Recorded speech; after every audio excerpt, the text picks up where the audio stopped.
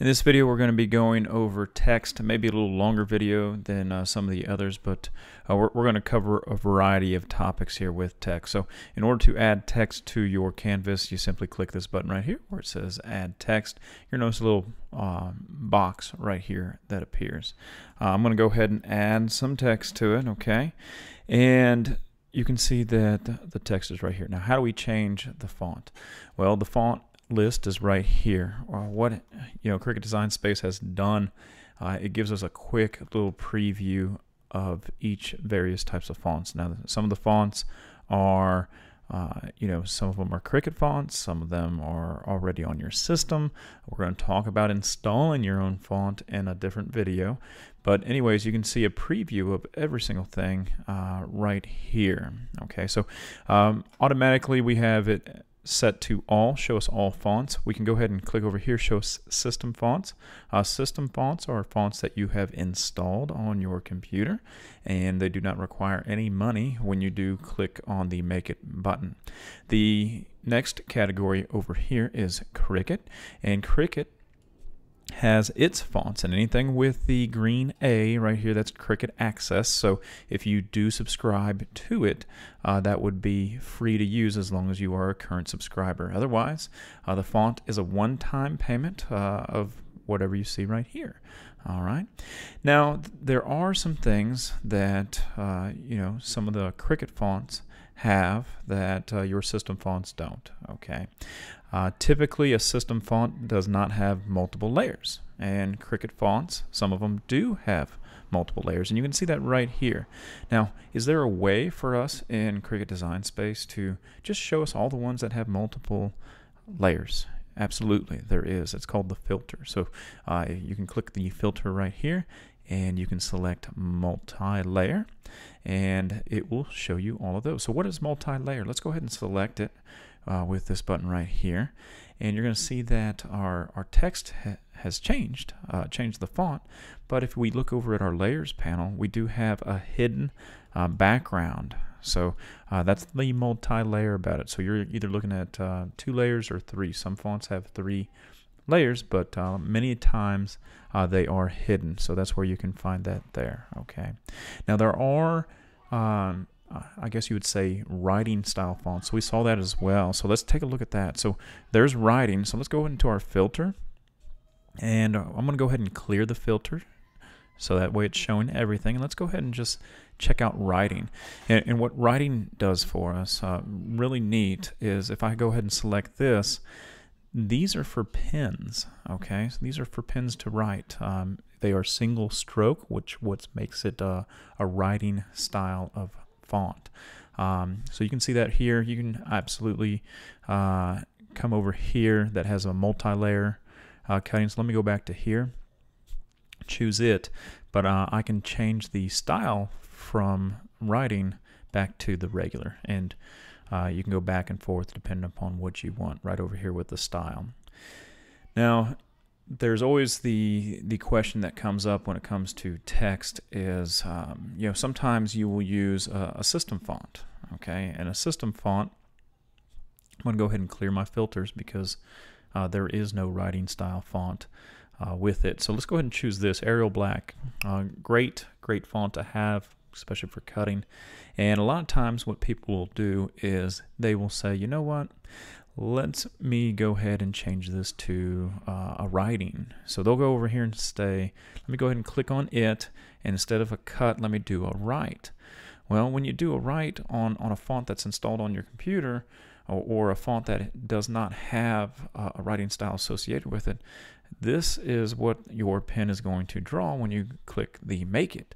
It is not filling in the shape like most people would think. So this simply does an outline of the text when you do it that way. So various fonts out there, you have multi-layer, single layer, you have writing style, and of course you have just your normal system fonts that are single layer. So now, say for example, let me go ahead and go over here to Cricut, and you know exactly what font you'd want to have, and you didn't feel like scrolling all the way down. So let's try the Be Mine. So if we go ahead and go over here and type in Be Mine, you can see that you can filter it very quickly utilizing the search box. So that's how you select the font, that's how you choose the fonts.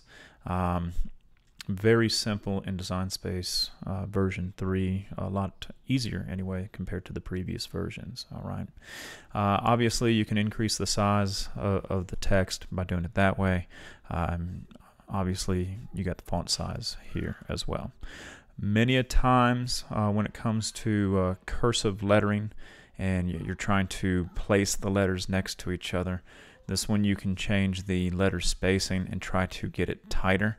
But in the end, when you're really trying to do this, it's maybe much easier to simply ungroup it and then move the letters individually. But when you are moving the letters, something that you're going to want to do is hold the shift button down, especially when you're trying to select multiples, and then hold the shift down again while you're dragging, because the dragging aspect, it makes it very nice and easy to line everything up, because if you let go of the shift button, you can see that I can move this wherever I want, but if I hold the shift button down, I'm snapping in that direction, so it's not going to let me go any lower if I just simply move the mouse left and right. So another nice tip when it comes to utilizing text. Obviously with text, when you have multiple lines here, so you can go ahead and I'm going to hit the enter key and have multiple lines here, and just to show you some alignment tools that we have available to you. So I'm going to go ahead and delete this here so we can just see this. Now this is a multi-line text. I can still double click to edit.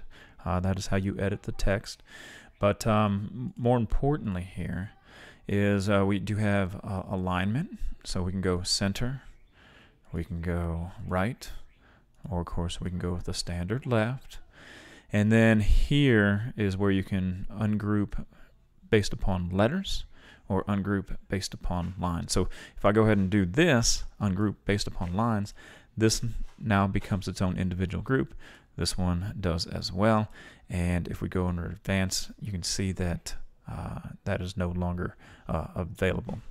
Now the ungroup to layers, let's go ahead and work with that. So I'm going to go ahead and select this.